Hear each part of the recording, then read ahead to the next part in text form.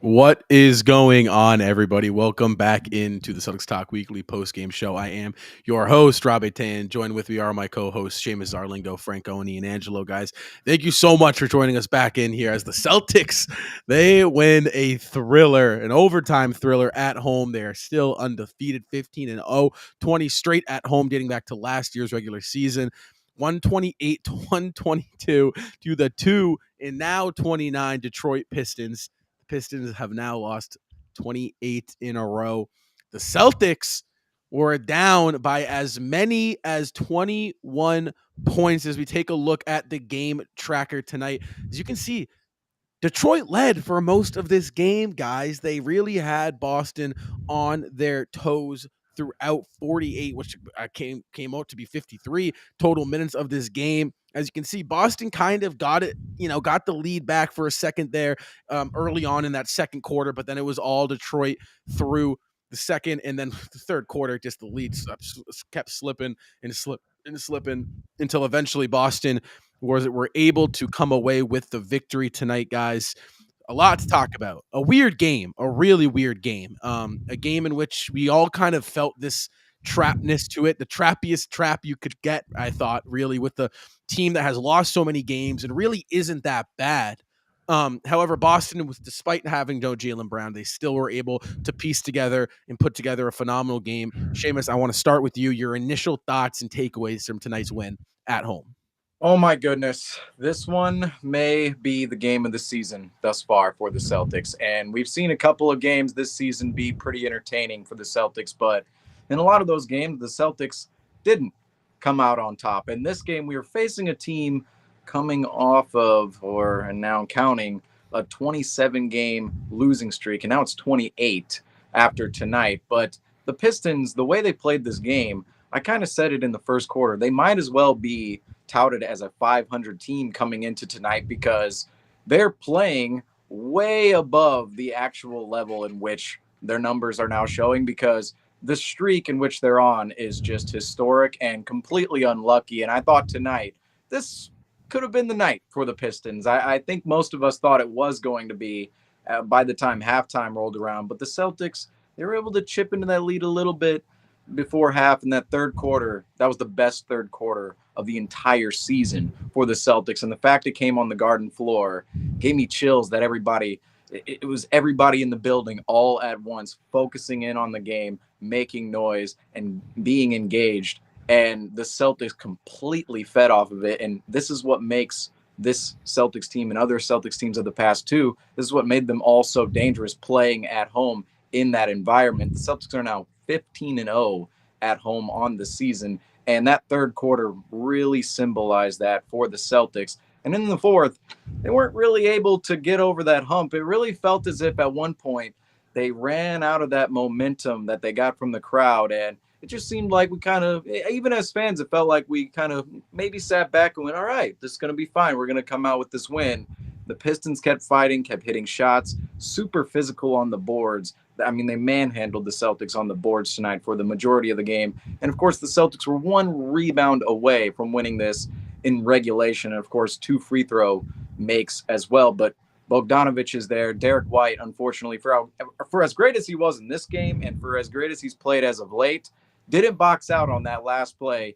He gets the rebound, puts it back, goes to overtime, and the Celtics, it's that third quarter engagement from the crowd we saw, that intensity, it showed up yet again in overtime, and the team completely ran away with it. And Porzingis, Tatum, both of those guys with Brown out of the lineup, those are probably, I think we're going to have 3 All-Stars this year. I think it's going to be Brown, Porzingis, and Tatum. That really says a lot because Derek White, everybody's kind of holding up his campaign right now, but Tatum and Porzingis were specifically spectacular tonight in this game. And Porzingis down the stretch, I thought, did an amazing job at closing this one out in overtime. I believe he had almost half of our overtime points. And this game for the Celtics, although it was against a team coming off of a 27-game losing streak and now 28 and counting, I still thought that this is the adversity you want to see the Celtics overcome against what is, I think we're going to talk about here later in the show. This Pistons team isn't exactly the worst team in the world, but they're going to hold the record for the longest losing streak in the world. And it just seems to be baffling at this point, especially after tonight's game. Definitely. This team really just threw it all together during halftime. When they came out, it's not as if the Celtics were playing down to the Detroit Pistons tonight. The Detroit Pistons were playing up to the Boston Celtics standards. This There's a tried and true formula to that really is the kryptonite to the Celtics team, and that is an aggressive, intense defense and playing and out playing them very physically, getting to the paint, and really just cutting them open, and then allowing them to shoot themselves in the foot if they are on a cold streak from the 3-point line. And during halftime, it really seemed like they took a second to check themselves and take a deep breath. And the offense really started to flow very naturally in the third quarter when everyone is getting their looks. And the first look they are looking for is the cut to the inside, getting Horford and Kristaps Porzingis was just showing off his size tonight. You saw all 7'3" of them down low in the paint. No one could guard that mid-range shot. There was one going into the third quarter that really just set the tone, which was from the free throw line, and it was an and one, and there was nothing really. I believe it was Jaren Duran who had an awesome game for Detroit tonight. There was really nothing. There was nothing that he could really do for them about it, and I was really happy that the Celtics were able to overcome that despite their rebounding deficiencies. I will say Jaren Duran does play for the Red Sox, but it was Jalen Duran. Jalen knew it. But hey, it's fine. It doesn't matter. Yeah, I'm not gonna lie to you. The Celtics needed to win this game more than probably any game for the rest of the season. Because could you imagine if the Celtics lost this game? It wouldn't matter if they beat any other team throughout the rest of the season because it would just be like, oh, well, you lost to the Pistons though. So the Celtics had to win this game more than you may think. But yeah, the second half they really turned it on, and honestly, it was all Porzingis. Honestly, I'm Porzingis and Derek White at the end of that game absolutely took over, and I don't really know what I have to do. I don't know what God I have to pray to. I don't know what sacrifice I have to make, but I need Kristaps Porzingis healthy in a playoff run. I need it. I don't know what we have to do, but I need Kristaps Porzingis to be healthy in a playoff run this season. And that's why we got him. And listen, Mazzulla was talking in his post-game presser, and I'm starting to kind of agree with what he was saying. This might have been the Celtics' hardest game of the year. If you really break it down to say that, but it is. I know. From a mentality standpoint, Seamus, I completely agree with you. This Pistons team isn't bad. They're just not a bad basketball team, right? I mean, they are historically bad, and really, in a sense, they're potentially one of the worst basketball teams in the NBA history. I mean, record does speak volume. I think maybe there's something internally going on with Detroit, but from a Boston Celtics standpoint, no matter how much mentally you can convince yourself you're ready to play the Detroit Pistons, the 2-27 Detroit Pistons, now 2-28, or vice versa, 2-28, now 2-29. Detroit Pistons, you can really not prepare yourself. At the end of the day, they still are 2-28, and you still are convincing yourself that you can wake up and walk through this game with the victory. It's just it's the nature of being a human being. It's the nature of, letting record speak for itself. So I think it's a little bit concerning that they were down by 21. I think they should have the ability to, once Detroit got that lead up to double digits, to do what they did in the third and the second and be like, okay, listen, let's stop the bleeding. Let's do these things right. Let's rebound. Let's get to the basket, which eventually they did do later on in that third quarter and into the fourth. However, the Kristaps Porzingis is, and I know we've said this so much. We don't win this game last year. And the Kristaps Porzingis has just been a huge, huge luxury. I mean, 35 points, as Tatum played outside of his shooting numbers because his splits were terrible tonight. Porzingis was just doing everything offensively for us. The fact that we are able to dump the ball down to a guy and it's just an easy bucket. It is a mismatch almost 95% of the time. There's about 5 to 10 guys in the league that can guard Kristaps Porzingis with his back to the basket 10 feet out. And we saw that tonight. He absolutely ate alive Jalen Duren and company. I mean, he absolutely was phenomenal. But again, this is a weird game for the Celtics. So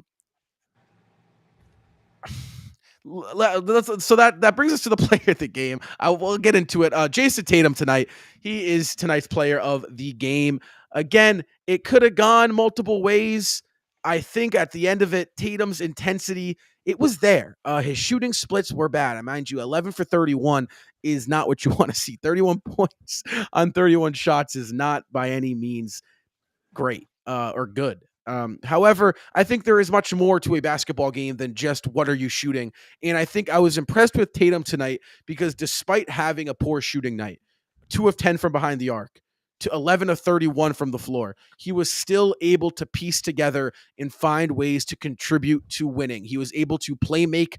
10 assists for Jason Tatum is a luxury. 5 steals from Jason Tatum shows me that defensively he was there. And then that 7 rebounds is kind of really a little under where you want him to be at, but that shows me that he was active. He was engaged. He had active hands tonight. As great as Porzingis was, I really think that what Tatum brought to the table tonight, Seamus, was a little bit just bigger than what the stat sheet and his shooting splits say. I definitely agree with that because it doesn't necessarily feel as if Tatum had a bad shooting night. And when you pointed that out at the end of the game, because we had a discussion for a moment where I asked you, who should be player of the game tonight? And this was at the end of the fourth quarter. This was before the game was even over. So we weren't really thinking of overtime at this point in time. But at that point, it was Tatum. We agreed it was Tatum. And then Porzingis put up another, I believe, and I think it was signified in a ticker mistake at the beginning of this where it said Kristaps Porzingis had 27 points. He ended with 35. So after that discussion, he had another 8 points onto his score total, and he was very efficient on the night. But I still think Jason Tatum, the way he played throughout this game on both ends of the floor, I believe that he deserved player of the game. And ultimately, he was the guy that we went to in the big moments and made the big plays. Porzingis did too, no doubt. But ultimately, Jason Tatum against Cade Cunningham as well. Those were the two guys going at each other a little bit tonight. And Cade Cunningham fell off just a tad. And I thought Jason Tatum, his presence was known on both ends of the floor, especially defensively, where he came up with 5 steals tonight. And that's in part of the Pistons really being just a team that does not take care of the basketball whatsoever. And some of their players facing this level of defense when you're going up against Tatum, when you're going up against Drew Holiday, Derek White, specifically Drew Holiday, they put him on Cade Cunningham. It felt like the Pistons offense was completely stalled at moments in this game. In the third quarter, they only scored 16 points. And that was when I really thought Tatum's presence and the rest of everybody's presence really went up another level. And Tatum was such a big part of that tonight. So I do think he deserves player of the game. You could give it to Kristaps Porzingis as well. But I love this problem with the Celtics team that every single night we have no idea who we should hand player of the game to. And if we legitimately gave it to Derek White too, a third player tonight, I'm pretty sure nobody would be upset with that either. So the fact that we're having this problem of who do we hand player of the game to, it's actually a good problem for the Celtics. But either or, a lot of these guys deserve to be player of the game on many, many nights. For sure. And I do think that, real quick, Franco, then I'll let you go. As well as I thought Tatum played, I do think this 3-point thing is becoming a problem. He had some gimmies at the rim that just rolled out tonight. I mean, he probably could have had 40. There were probably 5 or 6 just layups at the rim that normally he's got, and he just didn't have it tonight. Physically, I think Detroit played a good job on him. I do think this 3-point shooting is starting to become a problem. He's not a great 3-point shooter. He is a streaky, when he's on, and when he's off, he's off. And I think he needs to do a little bit better job at realizing that. in getting going through the first quarter and a half off of twos and getting to the free throw line and letting that open up his game a little bit more. Yeah, and what we saw last year was we were seeing him more when he plays the power forward position or as the fourth man out there. He's more in a position to get down low and get those post ups, find that mismatch against the guard during a switch. As Al Horford and KP have been doing a great job this season of getting outside to the paint and setting a screen and creating a mismatch for Drew, Derek White to get to the lane and get an easy finish down low. But what I really liked out of Jason Tatum is during the third quarter, we started to see those 3-pointers come a little more naturally to him. He was slowing down his pace and wasn't, oh man, I just missed the last one. I have to get this shot back. Right. His shot can develop from one easy layup or a drive to the paint or his 15 footers that he's grown so comfortable with.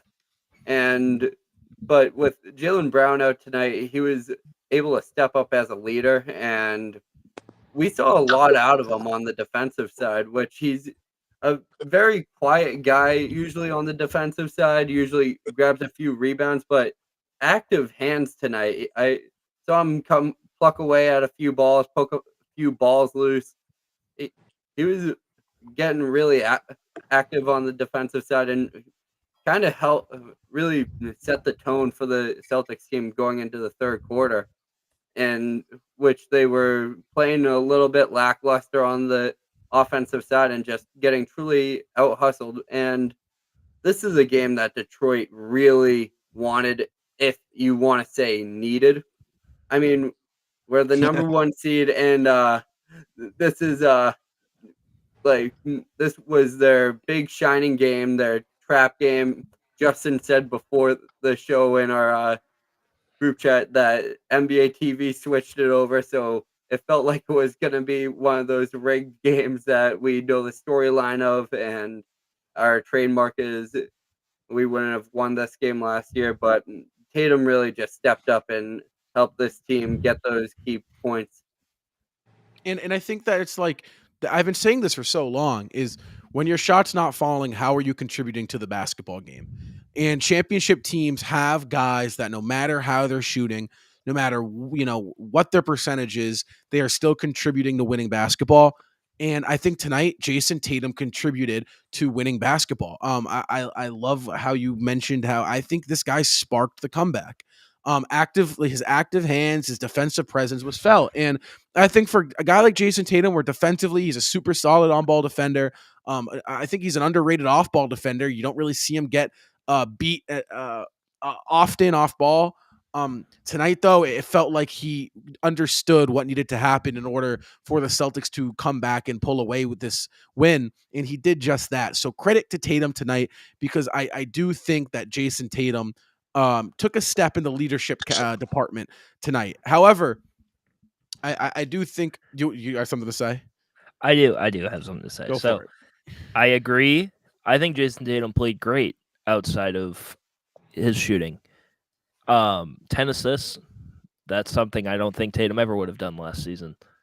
I think he probably would have ended this game like 11 of 40 at some points last season. 7 rebounds. It was cool. The 5 steals was huge if you're talking about the off-ball defense. But 2 of 11 from 3. 2 of 11 from 3. You literally take out those 11 3-pointers. He's like, what, 9 of 20 in the game? Yeah. It's like, come on. No, I know. The random pull-up threes are still driving me nuts. And, like, I get it, but it's not falling. And I know the 3-ball is huge for Tatum's game. I know it makes him so much better when he hits the 3. But he has to stop. Like, I mean, I appreciate it. If it's going in, sure, keep shooting it. If it's not going in like it was tonight, he needs to know. He needs to know. You have to know. You have to know it's not going to happen. And his shot as a whole was not falling. Even that game-winning attempt that he had the mid-range pull-up, that looked like a good shot in my opinion, but it just was not falling. So I felt like, Yeah. and like Well, he had some gimmies at I the know, rim. like Gimmies. I think that was a good shot, but I felt like even with 4 seconds, I think you had a shot to go to the rim on that. But Yeah. whatever. I, The three I ball's gonna think drive that me nuts all season. I already know, but if it's gonna go in, it goes in. But right now, it's not going in. right, and there'll be a stretch this season where it falls, and when it's falling, Oh, he's yeah, of probably the course. most unguardable player in the league when his three is falling. I MVP. do think I do think there's just this aspect to it that the Celtics need to look into, and it's the attention that he draws when the mismatch comes and he has a taller, slower defender on him. When he attacks the rim, it draws so much attention. The whole defense as a team has to collapse into the paint, which now, and we saw in the Derek White three to put the Celtics up 4 in overtime. Tatum drives, defense collapses. Tatum has the court vision to kick back out to White, who got a catch and shoot walk in three at the top of the key. That's good basketball. Those are threes. Those are shots that, as Celtics fans, you are happy to see. The things that I think need to go are about more than half of Tatum's threes are these isolation, pull up, hand in his face. Just honestly, I hate to say it, just bad shots. Fourth. Right, forced Kobe bad shots. shots. I get it. It's Jason Tatum. He kind of has the privilege to take them when you have the resume and the abilities that dude has. I just think at sometimes it just kills this team. And it sucks. And it sucks the momentum and it stalls offensively. And I Just do because you think can doesn't mean you always you should. should. That's Yes, no, that's for the thing. sure. And I think Because he it's has the ability to. Responsibility. We've seen a lot in the past. He has the ability to hit that shot, but right now, sometimes maybe he just shouldn't. And like I know it's Missoula's offense, shoot threes, blah blah blah. Maybe sometimes just don't. Just well, don't do it. I and know it's tempting too because he gets wide open on a lot of those pull up threes, but sometimes you just got to stop. I will say though, I liked our second half shot selection a lot. I Same. think we leaned off the threes and this is important because I think this is a worry for a lot of Celtics fans. They showed me tonight that when the three isn't there, they are going to. I'd like them to do it a little bit earlier, mind you, right? But beggars cannot be choosers. So I think they showed me tonight that when that 3-point shot isn't really there, they can go into the paint and they can pick you apart in that aspect. That's something I had circled and bookmarked and talked about that I was waiting to see later on in the year, Seamus. I saw that tonight, and I think that's a big time positive for Celtics fans. Yeah, and to go back on Ian's point on Jason Tatum real quick, Jason Tatum, I realize this in basketball, it's so easy for players to settle and shoot threes because especially later in games, whether it's the third quarter, fourth quarter, even late second quarter, of course, before halftime, it's so easy for teams and just players in general to sit on the perimeter and just continuously shoot threes. And honestly, coming into this game, I kind of believe that Jaylen Brown being out, he's been kind of the catalyst of the Celtics being aggressive and going to the rim and not settling for the three ball as much and just chucking up threes no matter what. They've been coming more within the rhythm of the offense, and the Celtics are getting themselves great looks around the rim uh, as well within that stretch of offense. And so Jaylen Brown being out tonight, I was a little worried that maybe some of that would go away for the Celtics. And I thought it did a little bit in the first half, and that's obviously pretty indicative by the lead tracker tonight and what this Pistons team was able to do against us. 21-point lead against the Celtics. That's just absolutely ridiculous. But I thought Tatum, he just has to go to the rim. He just has to continuously go to the rim. He cannot settle. He cannot, in moments of, I don't know if it's a mental thing or if it's a physical thing, because sometimes it's really just decision making, or sometimes it's a physical thing. Guy doesn't have the stamina to keep continuously going to the rim hard because it takes a lot of physical stamina. Real quick, Seamus, real quick. I think a lot of that is coaching. Tatum should not be getting he should be getting the ball in the post closer to the rim where you can make a one dribble move up into the basket. I think a lot of what we're seeing with Jason Tatum, and really a lot of why Jaylen Brown has succeeded so recently, is because he's found how to have a successful offensive game within the flow of the offense. There's no ISO, there's no stall. It feels like a lot of times recently, and again, we're still figuring this whole thing out. This is still a work in progress, this lineup. Tatum's getting just a lot of isolations, and you're right. It gets tiring when you're at the top of the key in the 3-point line and you're just constantly getting hit and driving and taking your dry off the dribble. Mazzulla needs to really realize, and again, Mazzulla's been good. I'm not nitpicking here, but coaching plays a factor into where the other players are getting the ball, and I think there needs to be an emphasis on the Celtics coaching staff to say, listen, Tatum's not shooting the ball well from three. How can we get him going? What can we integrate into the offense to have it's an action or if it's a set, whatever it may be, to get Jason Tatum easy looks at the rim that are just not draining him. Yeah, Also, we really don't need Tatum to dig into the 3-pointers. I mean, we've built this offense around him in a sense. I mean, even with Brown out, you have Porzingis and Horford who were spreading out down low. I mean, Horford was parked down in the corner most of the night, and that's where Tatum was getting his look. And if it wasn't there, he was able to kick it out to Horford, who was playing really smart basketball, just working the baseline. But I think Tatum just does more than this team needs him to do, and it kind of takes away from what this team could be doing the entire time. I mean, look what they did during the third quarter and when the offense was flowing and everyone was getting their hands on it. Yeah. I don't know. That's pretty much it. And I think the other thing is I think Tatum needs to try to get to the line a little more. I think he had 8 free throws tonight, but I feel like there's potential to get to the line even more, which can open it up. It can open up the game even more for the Celtics. But I mean, I feel like I'm nitpicking because he still had 31 points, and it is a nitpick a little bit, but at the same time, it's just a little. I don't know. There's just a little more. There's a little more that he can do to really elevate the Celtics. It feels like it's a little bit and I different. think he's right there.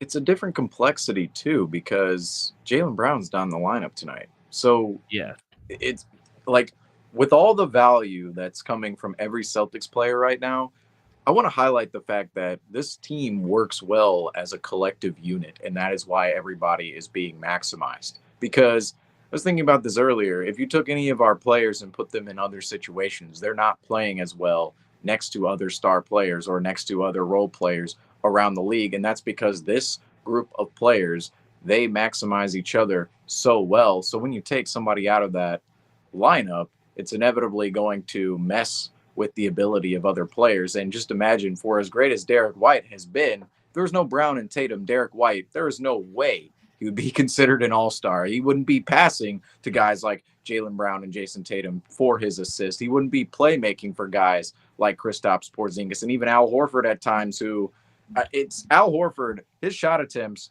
career low right now. However, I don't understand how they keep coming in the biggest moments possible. It's you just look, there's 9 minutes left in the fourth quarter. No, Al Horford gets the ball. A corner Al three. Horford gets the ball. It's just so consistent at this point. And when you have all these players in the same lineup, it's way easier for every single player to be maximized within their own talents. And Jaylen Brown being out tonight, that does take a little bit of an element off of the Celtics' offensive abilities. And also Jason Tatum just gives it gives any defense more of an ability to hone in more on him rather than have to worry about another guy within the offense, another star, that is. I think that Boston, again, honestly, at this point, we've been so great. 24-6 through the first 30. It's the toughest 30. It gets easier from here. And I think there is an opportunity now for the Celtics to really figure this out, because as good as they've been, there's aspects to get even better and to reach a level in which everyone knows they can get to. And that is eventually winning an NBA championship with this team, which I do think they can get and they will get to. It starts with Tatum, though. I understand that this is a team that is built off the idea, kind of like that '08 Celtics team, where it's so much talent and there's so much skill offensively. It can be any guy every night, and that's okay.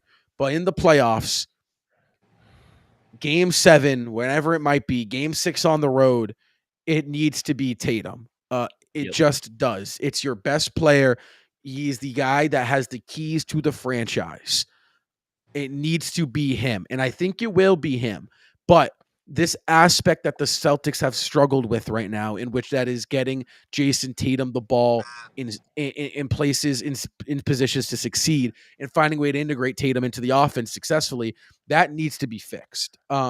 Because again, as good as Kristaps Porzingis is, and as good as Derek White is, and Drew Holiday and Jaylen Brown, I mean Brown, I'd put in a tier a little bit ahead of those guys because I'm comfortable with Brown being that guy. However, when you have a guy like Jason Tatum, that needs to be your number one priority. When Tatum's playing his best basketball, the Boston Celtics are winning basketball games. And that's just the facts. I do think that Kristaps Porzingis is making a case right now because he has just been so good. And to think when Brown and Tatum are on the court, this is something I was thinking about as this third quarter was happening and the fourth quarter was happening. You really, truly can't defend in game plan for a team like the Celtics. When you have, think about this. You got to prepare for Jason Tatum, who is one of the league's best scorers. Jaylen Brown, who is up there for the league's best scorer off guard wise. Then you got Drew Holiday and Derek White, who are the most menacing defensive backcourt in the NBA. How the hell, and Kristaps Porzingis in the middle, how the hell do you game plan for that? You hope they miss.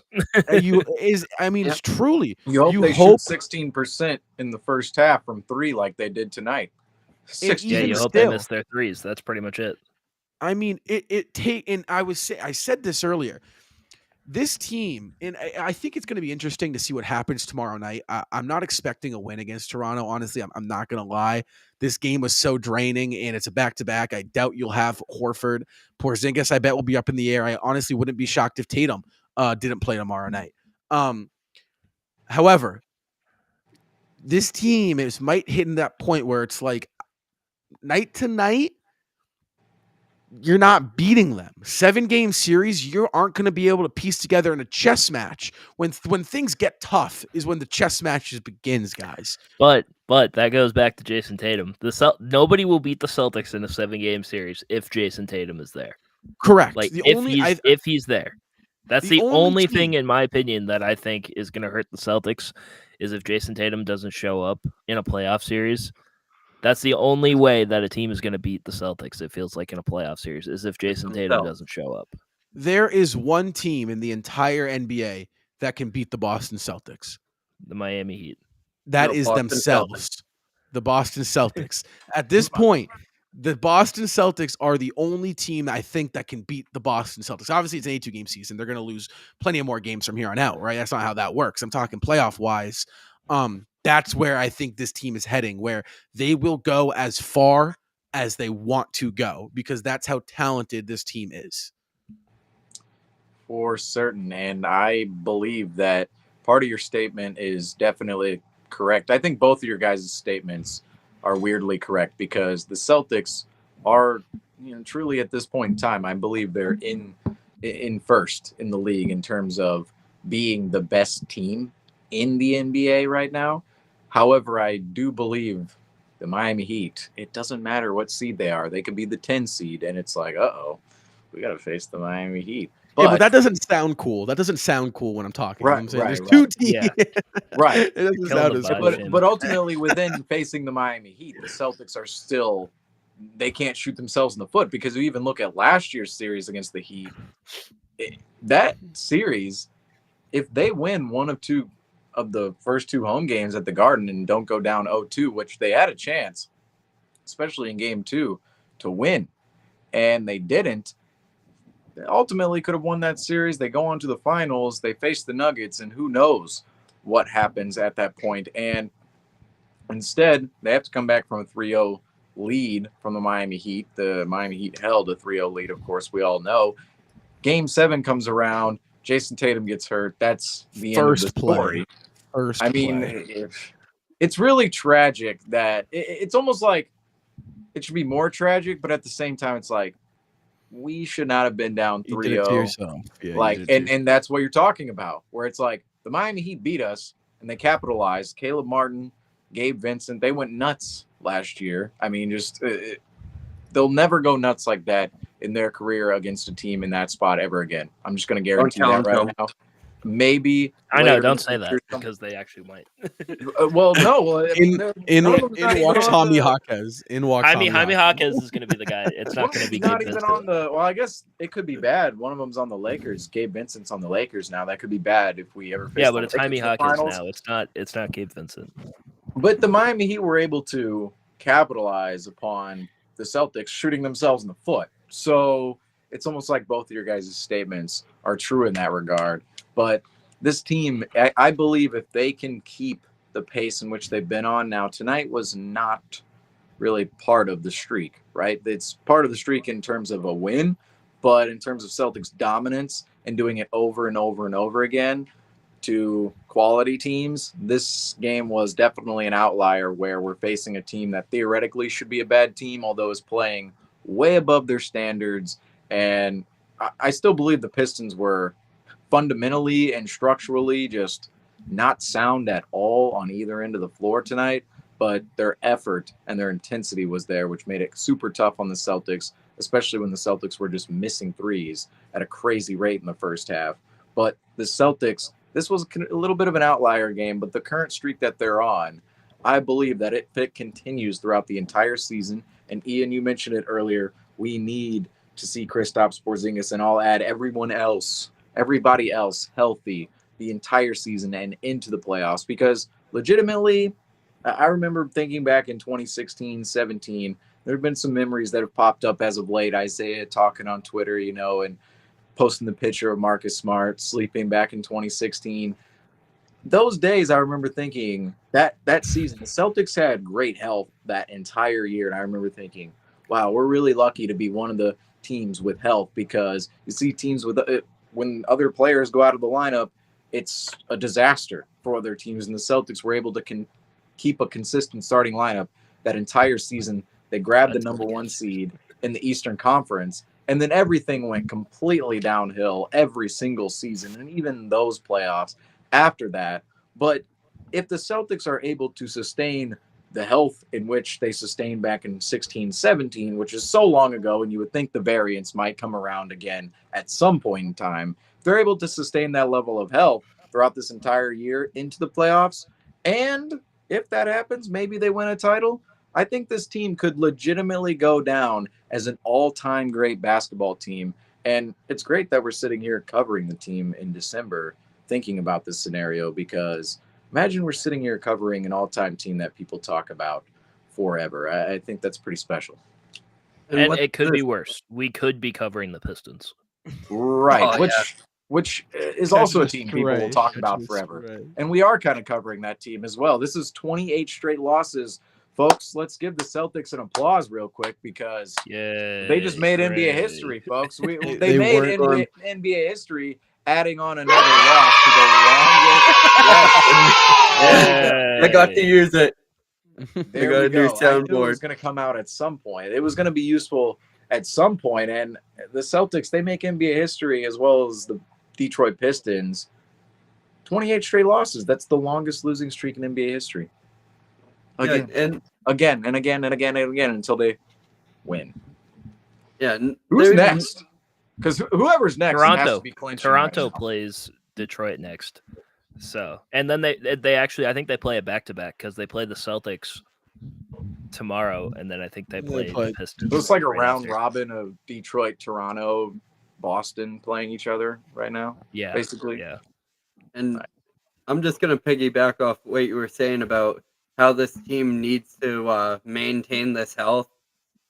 I don't think it's ideal to have Drew Holiday, Jason Tatum, and the rest of the starting lineup all above 35 minutes in a game against Detroit in December. I mean, I would love to say that our depth can step in, and I just would love to see more out of Pritchard and those type of guys. And a night against like Toronto tomorrow night in a back-to-back, I would love to see some like O'Shea Brissett or Lamar Stevens worked into the starting lineup against Toronto, so we can give these guys a rest and let them kind of manage their minutes because and also it'll give those guys experience to be ready for when the opportunity comes when it comes down to March and April.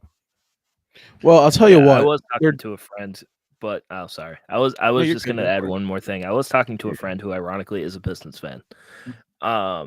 Just from an outsider's perspective, he says that the Celtics need one more legitimate piece to be a legitimate threat in his opinion. And I don't disagree with that because I feel like you do need one more piece because it does feel like every single time the Celtics have one of their top 6 guys out, they seem to struggle in a game. So I do agree. I outmark it. I think the Celtics need one more piece, like one more legit rotation guy, and then I think they're going to be okay. It will be interesting because things get a little bit easier for us down the stretch. Obviously, we're going to have an easier. We have the easiest schedule remaining. We got the Raptors, the Spurs, the Thunder, then the Jazz coming on these next 4. It's going to be opportunity for these guys. Guys like Pritchard, and I will say, I think Pritchard and Hauser have been super useful recently. And even a guy like Keita has found a way to get incorporated into the lineup. We saw a little bit of Brissett tonight. So I've been liking the rotations for the most part. I do think these upcoming games, though, games against the Spurs, games against the Raptors, the Jazz, those are games where your bench players and you're in those bottom half of the rotation guys need to come up big because they can shave 10 minutes off the game for guys like Tatum and Brown and Porzingis and Al who are so valuable to us. I mean, all these guys are valuable, but obviously those are the guys playing the heavy minutes. So I agree, Franco. This game against Toronto, my head's turning to guys like Peyton Pritchard and Peyton Pritchard and Sam Hauser to step up and make life easier for those starting 5. I think it'll be interesting to see how, honestly, talk about trap games. You got back-to-back trap games at home in a row because this Toronto game screams trap game. I'll be interested to see what the injury report looks like. If you wanted my best guess, Horford out from rest, Tatum questionable, Brown probable, Porzingis questionable. I think you can see Tatum not playing tomorrow because he was I questionable agree. tonight. He was. I can see him not playing. I think can they were see picking him, and Horford. choosing. I think they play Porzingis actually. I think it's going to be Porzingis, like Brown, and Derek White. I think that's what I think they're going to run with tomorrow. Which will be interesting because, again, right now I want to win every home game. I want to win every game, but I believe the record is 17 and 0 17 straight is the Celtics record. 17 straight to obviously the 85-86 Boston Celtics won, like, I believe it was 41 in a row. It was like 30. The Boston Celtics in the 85-86 were like 35-1 at home. At home. So and like the only loss they had was like to the Knicks on like Christmas Eve, I think. So they have a chance to do something like crazy this season, and I'd love for them to do it. But this game against Toronto, talk about putting stock into a game. I'm not putting any stock into this Toronto game because I think if they lose, it's like, okay, you know what? You're coming off of a game that was just absolutely just draining on the body. And then if you win, it's like, okay, awesome. You beat a Toronto team that's struggling. You did your job. So I do think this is the definition. If you thought Detroit was a trap game, I think this is a trap game times 4. Quite frankly, I think it's a super duper whatever you want to call it trap game. Super duper trap game. Super duper trap game. They have a very strong rotation. I wonder if they're going to hold together during the trade deadline. The Raptors. Toronto's a team that I think they will finally sell. I hope they've Toronto been. sells for their sake. Honestly. I do too. They've been teetering in between this. Should we sell? Should we buy? You've been hearing like is Siakam. I mean, Siakam at Golden State has been a thing forever. That would You got. I suck. mean, they have a lot of value. Siakam, Anunoby. I mean, they got um OG Anunoby is becoming the Gary new Trent, Miles Turner. Gary when it Trent, comes Scotty to Barnes. trade So talk. yeah, he literally is. So I think it'll be interesting. I think Chicago should also sell it. They've been winning games because Kobe White has just been putting on this performance. I think it'll be interesting for the Celtics and what direction and where they go. Because I do think they could use an extra bench piece. Something. I mean, I know this is a little off topic, but Lonnie Walker, man, he's making a Love veterans Lonnie minimum. Walker. He's on a Love 1-year Lonnie deal. Walker. I would call me crazy. I'd throw a first round pick at him. And he Because was available for a while during the. I would. That's how I would important. If you could, I mean, the first round pick is going to be like the 30th pick. In cap wise, he's the only thing that makes sense. So at market value, yeah, trading a first round pick for Lonnie Walker is absurd. But the Celtics are working off a different market value. The market value Celtics can is do the an NBA thing where champion. they can trade like 5 second-round picks. I'd rather do that, but For sure. But I also think trading a first round pick to add Lonnie Walker to this roster, and it gives them a championship, then that first round pick is virtually they can have it. You can take my next 10 years of first round picks if it means a Boston Celtics championship. And I think Lonnie Walker really adds to the huge risk for Lonnie Walker though. Lonnie Walker's a little bit of a streaky shooter. Like I said, I would go the 5 second-round pick route if that's possible. For sure. And they also have the trade exception from they do. They Grant have Grant Williams. I yeah, think they're they never haven't going to use trade exceptions. They have the to last use time that this Celtics season. actually used a trade exception? They actually used it. Wasn't it for the Fournier? They got one for Fournier, and they used it for who? Derek White. I want to say use it for Muscala. Oh, it might have been for Muscala. Yeah, I think it was Muscala. God, Mike Muscala. I mean, we're getting off topic here, but yeah. So I think this is the kind of conversation people love: is random trade moments and transactions. What a guy, Mike Muscala. Mike Muscala. Bro, I actually thought Mike Muscala was a big move. How much use he's gotten out of so many teams, but every team who's had Mike Muscala on their roster, it's a little funny that they come away thinking, kind of could have been more, because he's a 6'11", almost 7 foot, and he's a very skilled player too. Like, he's a skilled guy. He is. Right? He just can't do it consistently at all. You'd think looking at him, he's not skilled like Porzingis at all, but it's almost like he's kind of in that realm of player. It feels like he could be a Porzingis though. Like, just looking at him, it feels like he could be a Porzingis guy. He's pretty agile too for his size. I don't know how he got so far off on Mike Muscala. Like, it feels like he should be a better defender than he is too. Like, I don't know. Whatever. So Mike Muscala catching strays. Breaking down Mike Muscala is insane. Bring back Mike Muscala. Let's get him in the lab with Porzingis and let's see him. Well, let's see him develop. Is he on a team right now? Am I tripping? He's in Washington. He's in Washington. Right. We traded him to Washington. Yeah, with Gallinari. Mm-hmm. He's still in Washington, but he doesn't play at all in Washington, which is kind of sad because he can't even get minutes in Washington. So he might be a guy that's moved at the deadline to a team like Philly or Miami. He's going to Milwaukee. Or Boston, or he's going to Milwaukee. Put it down right now. Some teams like Boston where last year Boston kind of felt like they needed to do something, and they just go for money. Yeah, for money. I used to call him Money Moose. I love Muscala. Moose. But I do think that something I want to talk about here, but getting back on track, is the difference between this year and last year, because record-wise, we're almost identical. Last year, we were 22-7, right around the game 30 mark, 29 mark. Right now, we are 24-6, so we're about a game and a half up from where we were last year. It just feels like that this basketball we're playing is so much more sustainable versus that just uber hot streak from the three we found ourselves in last year. So I do think that's worth noting, because last year, I think we kind of, as Celtics fans, we were blinded by the fact that, and we talked about how the 3-point shooting was not sustainable. We were talking about that all year last year. But it felt like towards game 40, our best basketball was behind us. We kind of had seen the ceiling. right? Where it's like, okay, well, if our 3-point shooting's falling, we're gonna be really, really good. Like, yeah. But then all of a sudden it's like, okay, well, you It stopped realize falling. your 3-point shots don't fall as you're never gonna shoot over 50. It's never gonna hit more than it doesn't. So and this year it's like it's got a different feeling where it's like, well, hold on, we're 24-6. We have 3 losses that shouldn't have been losses, and we haven't even scratched the surface of our best basketball yet. And it feels like our best basketball is in front of us and not behind us, and that's how it should be in a championship season. In building towards a championship, your best basketball should be in front of you, and I think it is with this team. We've legitimately not seen a game where we've been outplayed. I mean, there have been stretches in which I think we got outplayed tonight. We got outplayed. I don't think so at all, because if you look at this game, the Pistons turned the ball over 18 times.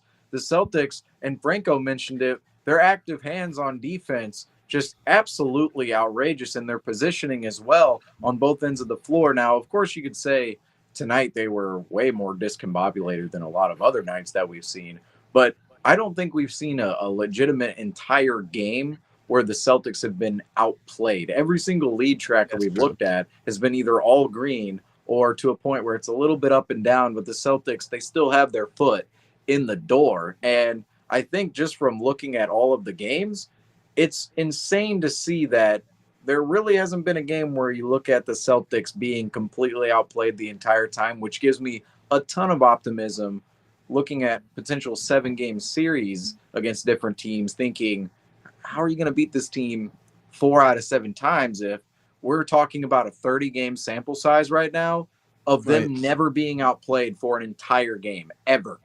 I mean, there's no blowouts. There's no, seriously. I mean, the 6 losses, if you go through them: Minnesota, Philadelphia, Orlando, Indiana, Golden State, and Charlotte. And the Charlotte game, that was a freak game. Golden State game, we easily could have pulled that one out down the stretch. If their name wasn't the Golden State Warriors. Indiana, that's a game that was an in-season tournament semifinal game, completely different atmosphere. We go on the road. They pull it out in the end with a couple of big threes. The Orlando game is probably the one game you look at. The Celtics were completely outplayed in the entire second half. That's the one game. That was really the one game. Outside of that, and that was because Porzingis and Holiday didn't play in that game. Right, and look how impactful both of those players are to the Celtics right now. The other losses, Philadelphia and Minnesota, those are just tough teams, and those are honestly teams we are going to have to worry about later on down the line. But they didn't outplay us by any stretch of the imagination. Both of those games, the Celtics owned leads. So all of these games, I feel like I'm forgetting a loss that we went through here. Charlotte. Well, it was Charlotte, Orlando, Minnesota, Philly, Indiana. What was the most recent? Indiana Charlotte. In the play-in. Warriors. So I think I maybe have hit all of them. But the point is, the Celtics in all of these losses, they haven't really been outplayed for massive stretches of games at all. They've been in all of these games. They could have easily pulled out all of these games. And it's scary to see that their record could legitimately, at this point in time, it could be 30-0. It could be. If things really turn out in a different universe, a different way, they could be 30-0 right now. We're not I don't know. Far away from it.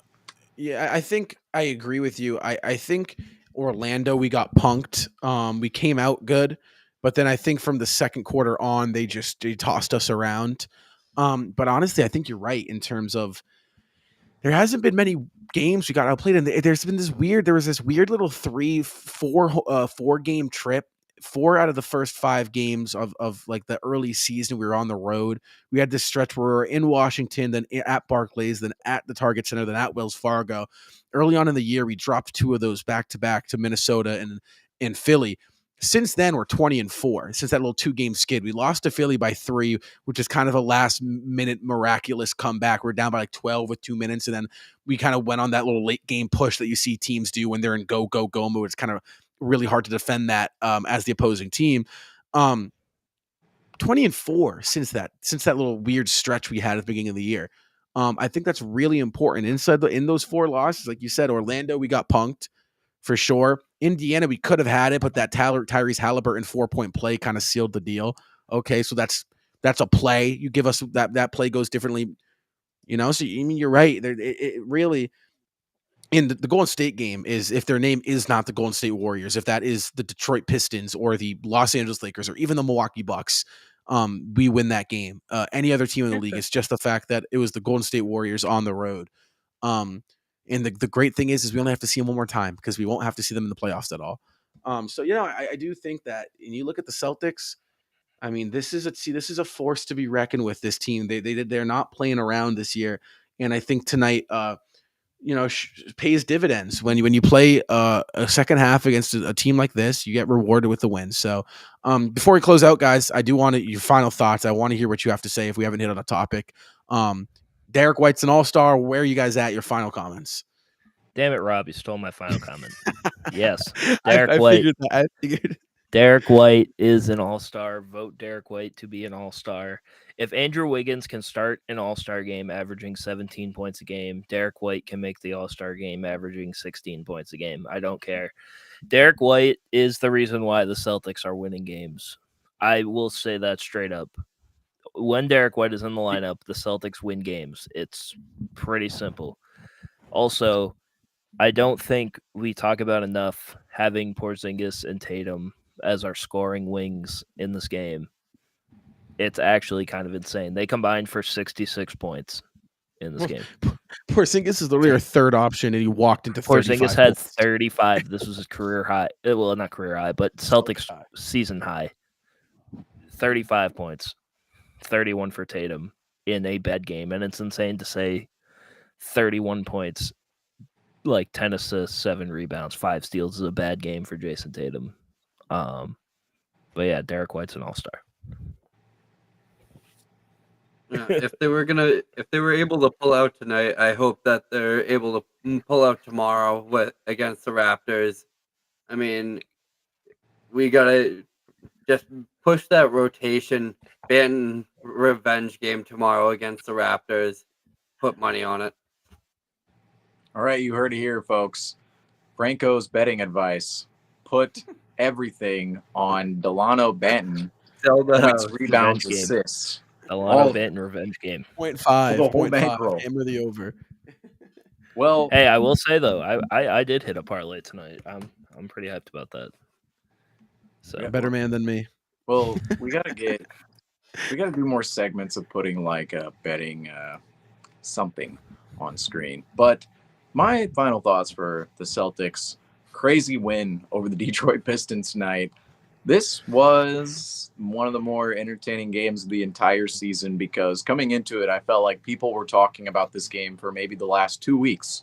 I mean, we were all kind of tracking the Pistons going, yeah, we see that game there on the 28th at the Garden. Are they still going to be on their losing streak by then? Are they going to get it done against the Jazz? Are they going to get it done against the Nets? They couldn't. They come into the Garden, and it really looked like the scenario that everybody was dooming and glooming over for the last 2 weeks was about to play out. And Porzingis, Tatum, Derek White, Drew Holiday, Al Horford, Peyton Pritchard even hit a couple of big early shots. All of these guys saved us from complete internet humiliation, I will say, as Celtics fans. So it literally would have been the worst game ever if the Celtics lost. I mean, I heard earlier today. Now, I don't know if I want to get into this. I don't want to open this can of worms or not. But I heard on a podcast earlier today with Zach Lowe and Tim Bontemps that they were talking about how like they haven't mentioned the Celtics on ESPN in like 10 days, basically, on any of their NBA shows, their post games. Like they haven't mentioned Boston in like 2 weeks. And I was thinking, like, if we lose, they're doing nothing but mentioning us. That's it. I mean, we're after this huge. I'm okay with it. I'm okay with it. The national media attention around the Celtics is bad. If we lose this game, didn't happen at all. And also, I want to get into this. Tim Bontemps thinks the Celtics don't have a high enough level of player to win the title.